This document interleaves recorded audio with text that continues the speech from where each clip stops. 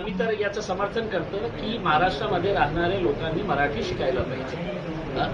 पण हे करताना जे दमदाटी सुरू आहे, जे गुंडगर्दी सुरू आहे, तुम्ही अचानक एका ऑटो रिक्षावाल्याला हे सांगणार आहे की बाबा तू मराठी शिक, नाही तर आम्ही तुला ठोकून काढू करते.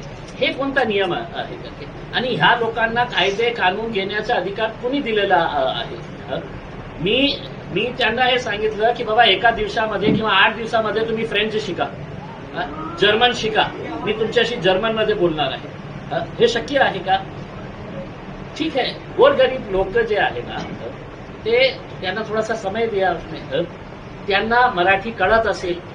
पण मी स्वतः महाराष्ट्रामध्ये राहणारा इम्तियाज जलील, जे इंग्रजी शाळेमध्ये शिक्षण घेतलेला आहे, मला काही वर्षापूर्वी मला मराठी चांगली येत नाही होती, पण मी प्रयत्न केलं आणि आज मी तुमच्याशी मराठीमध्ये बोलत आहे. या गोष्टीचा अभिमान आहे.